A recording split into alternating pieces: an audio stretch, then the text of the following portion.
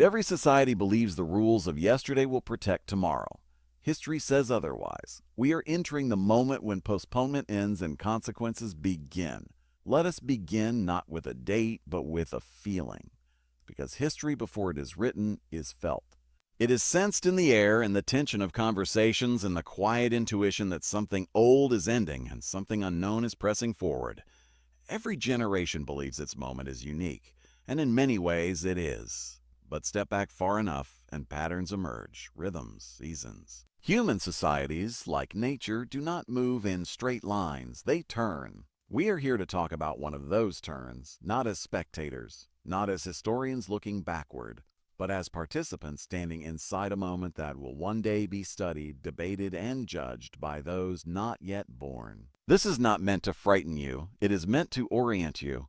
For as long as we have records, societies have moved through recurring cycles of order and upheaval, confidence and doubt, expansion and reckoning.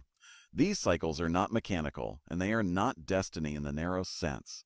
But they are persistent enough to demand our attention. What we call a turning is not a single event. It is a mood, a shared social logic, a way people relate to institutions, to authority, to one another, and to the future. There are times when societies build, times when they question, times when they unravel, and times when they are forced to decide who they really are. We are living in one of those deciding times. You can feel it in the way trust has eroded, in the way institutions strain under expectations they were never designed to meet, in the way younger generations sense that the promises made to their parents may not apply to them. This is not accidental, and it is not new. History shows us that after long periods of stability and growth, societies often drift into complacency. Systems grow complex. Rules multiply. Debt accumulates. Not just financial debt, but moral, institutional, and generational debt. Eventually, reality intervenes. And when it does not ask politely. Crises arrive when contradictions can no longer be managed incrementally. When problems deferred for decades demand resolution all at once. When societies must choose between renewal and decline, this is the phase we have entered. Now, it's important to understand something crucial here. Crisis does not mean collapse. Crisis means decision. It means consequence. It means the margin for error narrows, but the potential for meaningful change expands. This is why some of history's greatest achievements, new constitutions, rebuilt economies, renewed social contracts, emerge not from comfort, but from necessity. Necessity clarifies priorities. In times like these, the stories we tell ourselves matter enormously. If we believe history is random, we feel powerless. If we believe history is linear and always improving, we are unprepared. But if we understand that history moves in cycles shaped by human choices, then responsibility returns to where it belongs, with us. Each generation enters history at a different moment in the cycle. Some inherit stability, some inherit uncertainty, some inherit rebuilding. None of these roles are superior, but they are different, and misunderstanding your role leads to frustration, entitlement, or despair. Understanding it leads to purpose. Consider how generations are shaped not just by what they believe, but by what happens to them at formative ages. Childhood, young adulthood, midlife, elderhood, each stage interacts with historical conditions to create characteristic outlooks. This is why generations differ so sharply in how they view authority, risk, community, and responsibility. They are not wrong. They are responding rationally to the world that shaped them. And this is where financial freedom enters the story. In stable eras, wealth is often built through optimization, careers, credentials, steady growth. In crisis eras, wealth is preserved and rebuilt through resilience, adaptability, diversification, skills, and judgment. The mistake many people make is applying yesterday's strategies to today's conditions. Cycles punish that mistake. In turning points like this, security does not come from assuming continuity. It comes from preparing for disruption. It comes from reducing dependence on fragile systems. It comes from understanding that leverage cuts both ways. Debt feels manageable in calm seasons. It becomes a trap in storms. Centralization feels efficient in orderly times. It becomes brittle under stress. Complacency feels comfortable until it becomes catastrophic. History teaches us that those who navigate crises best are not necessarily the most powerful, but the most prepared. They understand that cycles compress timelines. Decisions that once unfolded over decades now unfold over years, sometimes months. This applies not only to nations, but to households, careers, and individual lives. The coming years will reward people who think in terms of durability rather than speed, resilience rather than optimization, and contribution rather than consumption. This is not a call to panic. Panic destroys judgment. This is a call to seriousness. Seriousness is not pessimism. It is respect for reality. Every great turning in history has demanded sacrifice from some and courage from many. But it has also offered meaning, the chance to participate in something larger than individual comfort. The generations alive today did not choose this moment, but they will be defined by how they respond to it. Will they cling to illusions of permanence? Or will they adapt with humility and resolve? Will they demand protection without responsibility, or will they rebuild institutions worthy of trust? Will they seek short-term relief or long-term renewal? These questions are not abstract. They show up in how we work, how we save, how we invest, how we educate our children, and how we treat one another. Financial freedom in a turning era does not mean isolation. It means optionality, the ability to act rather than react, the capacity to contribute rather than merely endure. Those who cultivate skills that cannot be easily automated, debts that can be serviced under stress, and communities that can provide mutual support will fare better than those who rely solely on systems that assume stability. History is not cruel, but it is indifferent to unpreparedness. There is a quote we might paraphrase here: hard times do not build character so much as they reveal it. Turning points reveal what societies value when trade-offs can no longer be avoided. We are approaching such trade-offs now. But before we can understand what this turning will demand of us, we must understand how societies arrive here in the first place, how earlier seasons plant the seeds of later reckoning. That is where we will go next. To understand where we are, we have to understand how societies drift before they break. Not abruptly, but gradually. The unraveling does not announce itself. It begins as comfort. After a great crisis has passed and a new order is built, people crave stability. They invest in institutions. They trust systems. They reward conformity because conformity once delivered peace. This is the season of confidence, when rules feel protective and authority feels legitimate. Children raised in these times learn that the world is predictable. That effort leads to reward. That institutions, while imperfect, fundamentally work. These children grow into adults who value expertise, credentials, and order. And because the system seems to work, it grows. Organizations expand. Regulations multiply. Debt accumulates quietly. Promises are made further into the future than anyone can remember. Responsibility is deferred. Complexity increases. At first, this looks like progress, but complexity carries a hidden cost. The more intricate a system becomes, the more fragile it is under stress. Each layer solves a problem, but also creates dependency. Over time, fewer people understand how the whole system works, only their narrow part of it. This is when confidence begins to shift into complacency. Complacency does not mean laziness. It means assuming tomorrow will look like yesterday. It means planning based on continuation rather than contingency. It means building lives that function beautifully under ideal conditions and poorly under strain. History shows us that this phase often produces material abundance paired with spiritual unease. People sense something is off but can't name it. Inequality grows. Trust erodes. Institutions begin serving themselves rather than their stated purpose. Young people raised in this environment learn a different lesson than their parents. They see systems that promise fairness but deliver uneven outcomes. They watch debt pile up, not just personal debt, but national and institutional obligations that seem impossible to repay without pain. They grow skeptical. They question authority. They test boundaries. This is not rebellion for its own sake. It is adaptation. Boom. Every generation responds to the conditions it inherits. When stability feels false, skepticism becomes rational. And so the social mood changes. Where there was once consensus, there is now fragmentation. Where there was shared purpose, there are competing narratives. Riles. Where there was trust, there is suspicion. This is the unraveling phase. Not yet crisis, but no longer cohesion. Financially, this period often rewards speculation. Asset prices rise, leverage increases, risk is underestimated. The belief takes hold that systems are too big to fail and that consequences can always be deferred. This belief is always temporary. The longer contradictions are postponed, the sharper their eventual resolution becomes. History does not eliminate trade-offs. It delays them with interest. Debt is the clearest example. Borrowing from the future feels painless in prosperous times, but futures eventually arrive, and when they do, they demand payment, not always in money alone, but in opportunity, stability, and trust. Here is where individual financial freedom begins to diverge from collective illusion. In late cycle eras, those who assume continuity often overextend. They optimize for growth without considering resilience. They mistake paper wealth for durable security.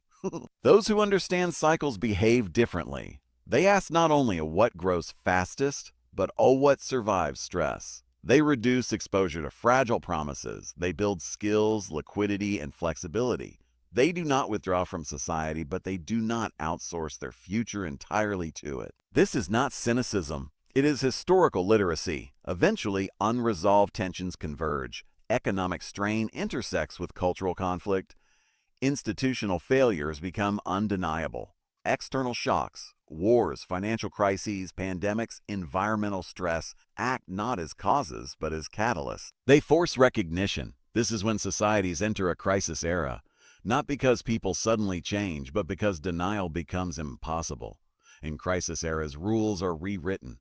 Institutions are torn down or rebuilt. Values once debated become non-negotiable. The range of acceptable choices narrows, but the consequences of choice deepen.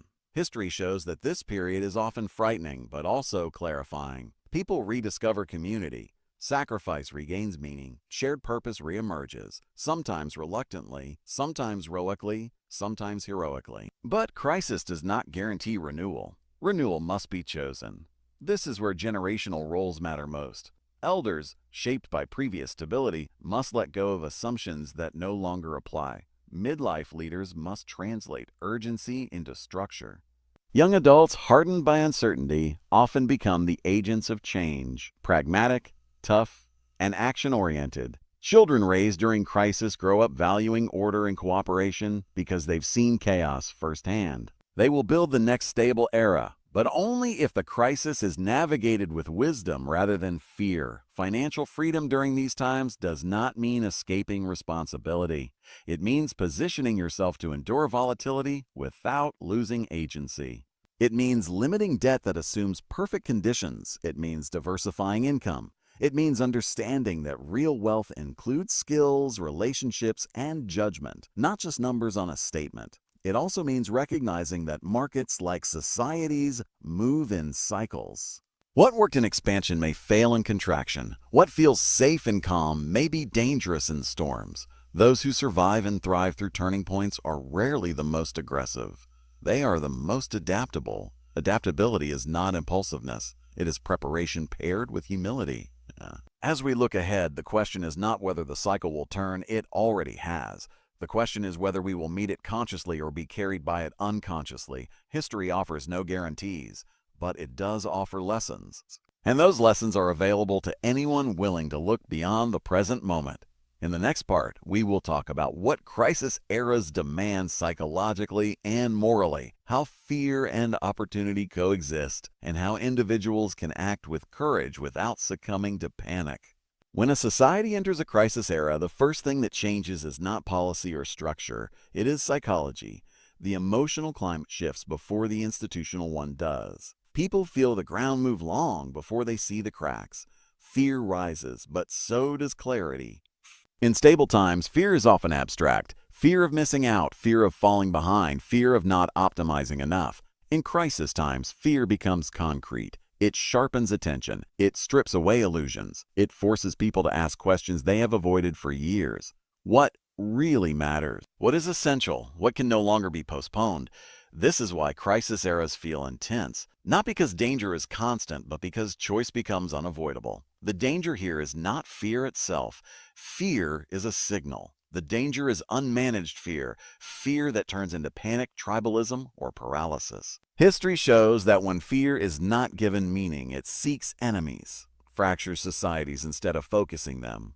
But when fear is disciplined by purpose, it becomes courage. Courage is not the absence of fear, it is the willingness to act responsibly despite it. This is where individuals matter most, not as heroes in a cinematic sense, but as stabilizers, as people who refuse to amplify chaos, as people who choose preparation over denial and contribution over complaint.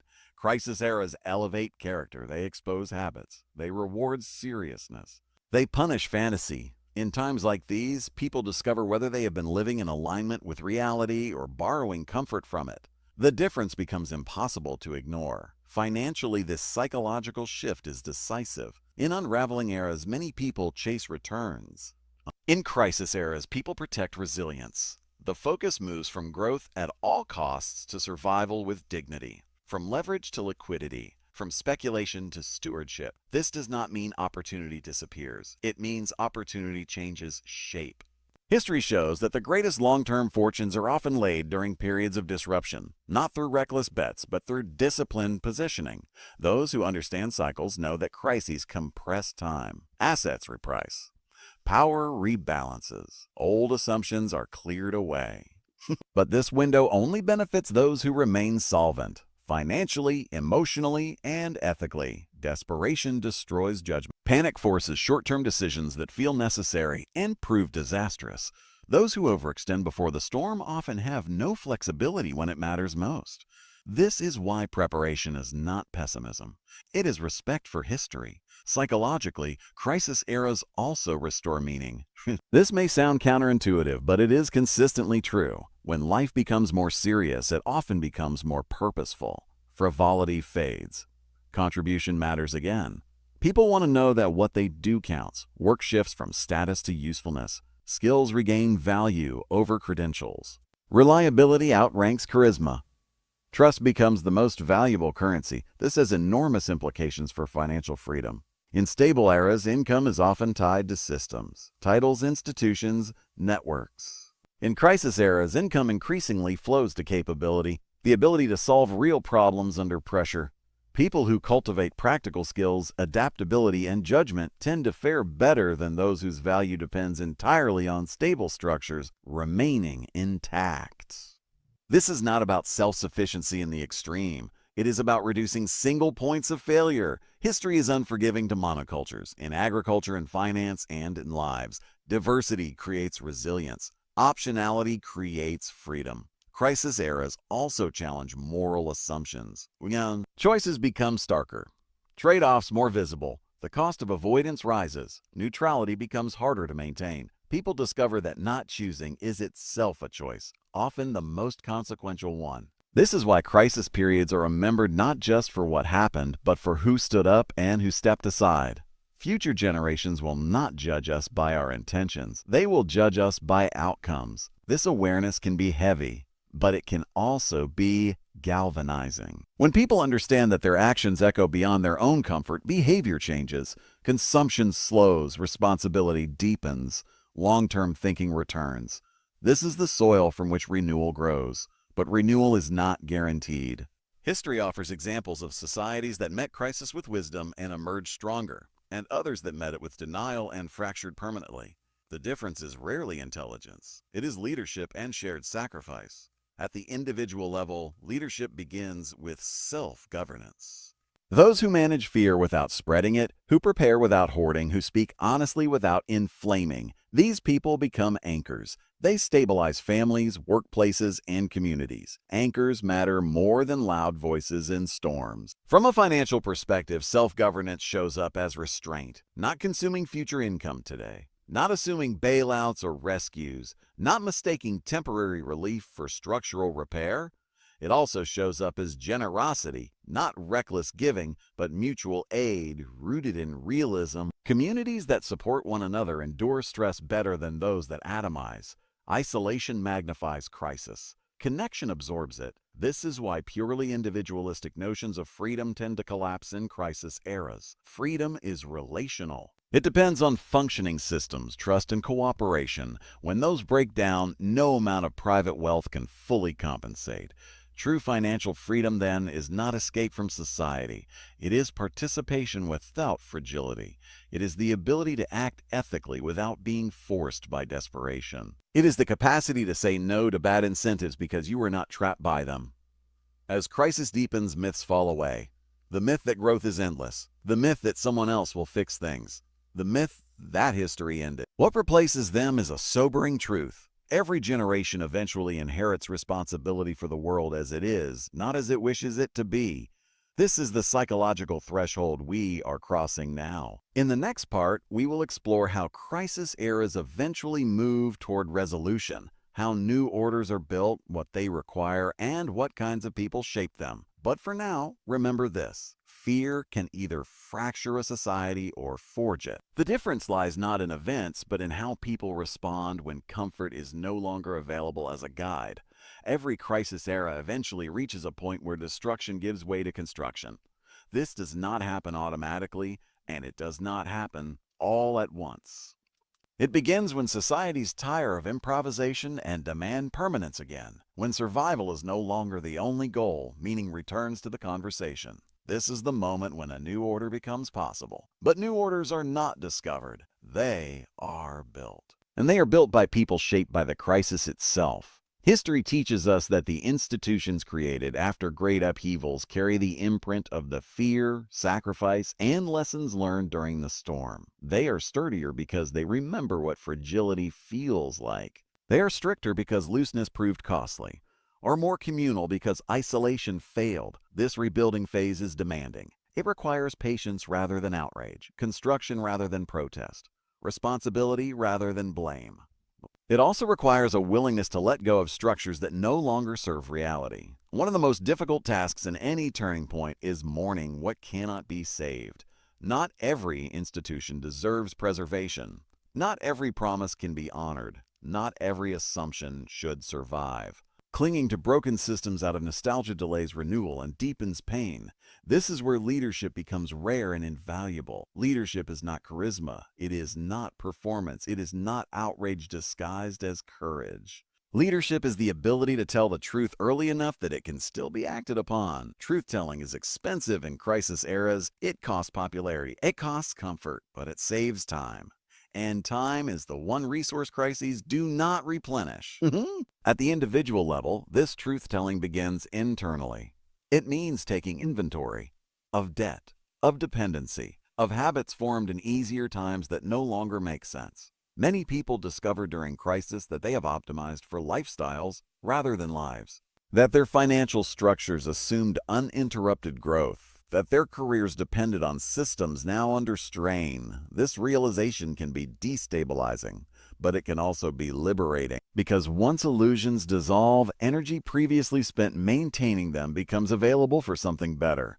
Rebuilding always begins with fundamentals. For societies, this means redefining what is essential: security, fairness, cohesion, opportunity, and designing institutions that serve those goals under stress, not just in ideal conditions. For individuals, it means prioritizing durability over display, cash flow over speculation, skills over status, community over convenience. Financial freedom during reconstruction phases is not about abundance. It is about solvency, about staying upright long enough to participate in the future being built. History is unkind to those who exhaust themselves fighting yesterday's battles.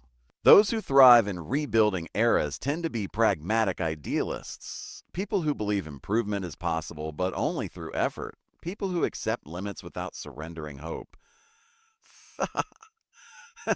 This is also when generational roles invert. Those who grew up during stability often struggle to adapt. They expect systems to function as they always have. Those who came of age during unraveling and crisis, however, tend to be unusually grounded. They have seen instability. They distrust easy promises. They are willing to do hard things quietly. These generations often become the builders. They value order not because they fear freedom, but because they understand what happens without it. They create rules not to control, but to protect. This is how new norms form. From a financial perspective, rebuilding eras reward long-term commitment, infrastructure over arbitrage, enterprise over extraction, investment over speculation. Short-term thinking may survive the crisis, but it rarely shapes the renewal. The most consequential wealth created in these periods often looks unremarkable at first. It is slow, it is practical, it is embedded in real needs, housing, energy, food systems, education, health, logistics. These are not glamorous sectors, but they endure. The same principle applies to personal lives. The habits that carry people forward after crisis are often simple. Living within means, maintaining health, nurturing trust, continuously learning. None of these are exciting. All of them compound. One of the great myths of modern life is that excitement equals progress. In reality, progress usually feels quiet. It feels like responsibility being assumed rather than avoided. This is why rebuilding phases often frustrate those addicted to spectacle. There are fewer dramatic moments. More meetings, more compromises, more maintenance. But maintenance is where civilizations are preserved. As institutions reform, narratives shift. The stories societies tell about success, virtue, and meaning change. Excess becomes suspicious. Restraint becomes respectable. Contribution outranks consumption. These values do not emerge because people suddenly become virtuous. They emerge because reality demands them. Financial freedom in this context is deeply moral. It is the freedom to align actions with values without being forced by scarcity or fear. It is the ability to participate in rebuilding without being consumed by survival. This kind of freedom cannot be achieved overnight. It is the product of choices made before, during, and after crisis. And this is where responsibility deepens. The generation shaping the new order will pass it on, for better or worse. Their blind spots will become the next era's contradictions. This is not failure. It is continuity. The goal is not perfection. It is improvement. Every turning offers a chance to correct excesses, rebalance priorities, and restore trust. But that chance narrows if it is not taken seriously. As we move forward, the question is no longer whether things will change. They already are. The question is who will help shape what comes next, and who will be shaped by it. In the next part, we will look closely at the responsibilities of individuals during this transition, how to live with seriousness without losing humanity, and how to prepare for the future without surrendering to fear. For now, remember this. Renewal is not born from comfort, but from commitment. And commitment, once chosen, becomes a source of strength rather than sacrifice. As crisis gives way to rebuilding, the weight of responsibility shifts from abstract systems to individual lives. This is the moment when history stops feeling distant and begins to feel personal. People realize that outcomes are no longer shaped primarily by momentum, but by participation. In these moments, the question quietly changes. It is no longer a what will happen to us, but a what will we do with what is happening. This is where many people struggle because crisis strips away passive roles. It asks for agency. It asks for judgment. It asks for the courage to act without guarantees. During long periods of stability, it is possible to drift, to let institutions decide, to follow incentives without questioning them. Crisis ends that luxury. It forces alignment between belief and behavior. This alignment is uncomfortable at first, but it is also clarifying. People begin to understand that their daily choices, how they work, how they spend, how they save, how they treat others, are no longer private matters. They are contributions to a shared outcome. This is not about guilt. It is about consequence. History teaches us that societies recover not because everyone suddenly becomes virtuous, but because enough people take responsibility seriously enough, long enough, to stabilize the whole. That seriousness shows up in small, unglamorous ways. It shows up in refusing to overextend financially when credit is easy but fragile, in building emergency margins when optimism tempts excess, in choosing reliability over image. Financial freedom during this phase is deeply misunderstood. It is not about escaping the storm.